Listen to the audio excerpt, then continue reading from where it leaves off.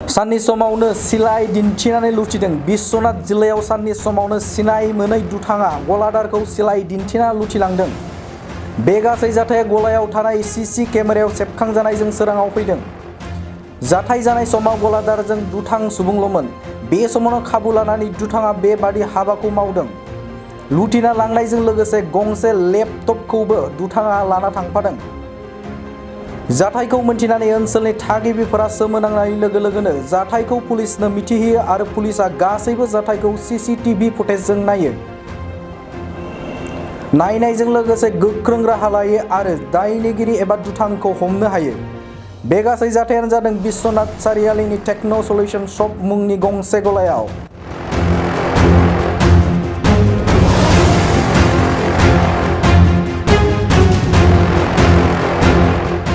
साननि समावनो सिलाइ दिन्थिनानै लुथिदों। बिश्वनाथ जिल्लायाव साननि समावनो सिनाय मोनै दुथाङा गलादारखौ सिलाइ दिन्थिना लुथिलांदों।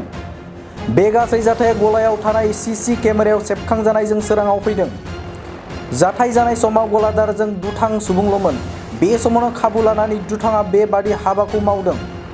लुथिना लांनायजों लोगोसे गंसे लेपटपखौबो दुथाङा लाना थांफादों। जाथायखौ मिन्थिनानै ओनसोलनि थागिबिफोरा सोमोनांनाय लोगो लोगोनो जाथायखौ पुलिसनो मिथिहोयो आरो पुलिसआ गासैबो जाथायखौ सीसीटीवी फुटेजजों नायो। नायनायजों लोगोसे गोख्रों राहा लायो आरो दायनिगिरि एबा दुथांखौ हमनो हायो। बे गासै जाथायानो जादों बिश्वनाथ सारियालिनि टेक्न' सल्युशन शप मुंनि गंसे गलायाव।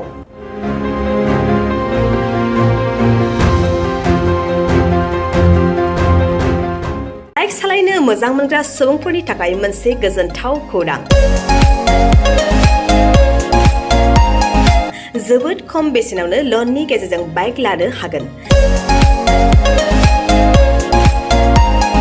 क'क्राझार जिल्ला सेरफांगुरियाव थानाय पंका एन्टारप्राइजआव मोनसे गोदान खाबु लाबोदों। फैगौ 30 आगस्तनिफ्राय 2 सेप्तेम्बरसिम पंका एन्टारप्राइजआव लन मेला खुंफुंगोन।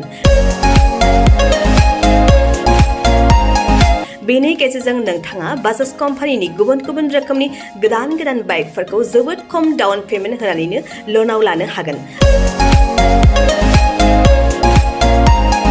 बारा नङा, गासै 10,000 डाउन पेमेन्ट होनानैनो नोंथाङा बाइकखौ मोनफुंनो हागोन। जोबोद खम बिबांनि सुदआवनो गारिफोरखौ लानो हानायनि खाबु मोनगोन।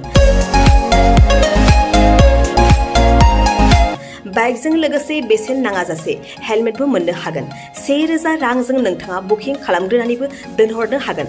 बेजों लोगोसेयैनो नोंथांनि गोजाम जानाय गासैबो रोखोमनि बाइक स्कुटिफोरखौबो सोलाय सोल' खालामनायनि खाबुखौबो मोननो हागोन। गोबांथार मिथिनो थाखाय 9101547892 आरो 6003817191 जानबुं अनजिमायाव जगाजग खालामहरनो हागोन।